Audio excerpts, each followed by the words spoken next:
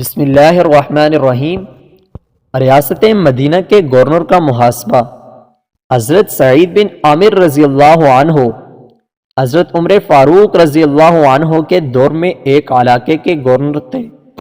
اس وقت امیر المومنین شہر کی جامع مسجد میں جاتے اور عام لوگوں سے گورنر کی بابت پوچھتے کہ لوگوں تمہیں گورنر سے کوئی شکایت تو نہیں؟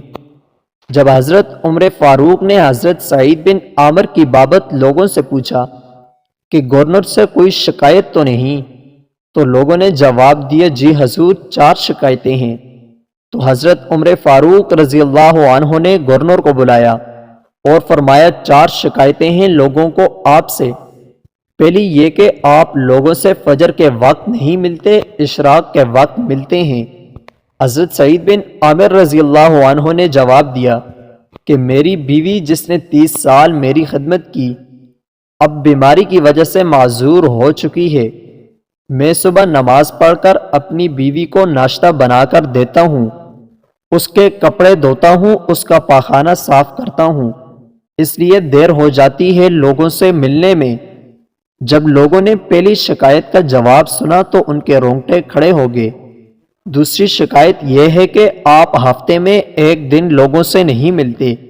سعید بن عامر بولے میں اس کا جواب ہرگز نہیں دیتا اگر پوچھنے والے آپ نہ ہوتے، بہرحال بتا ہی دیتا ہوں، میں گورنر تو ضرور ہوں لیکن بہت غریب ہوں۔ میرے پاس یہی ایک جوڑا کپڑوں کا ہے جس میں ہفتے میں 1 دن دھوتا ہوں، پھر سوکھنے تک میں اپنی بیوی کے کپڑے پہنتا ہوں، اس لیے لوگوں کے سامنے نہیں آتا۔ اس دن یہ سن کر عمر فاروق رضی اللہ عنہ رونے لگے اور سعید بن عامر کے بھی آنسو جاری ہو گئے۔ تیسری شکایت یہ کہ آپ رات کو ملتے نہیں۔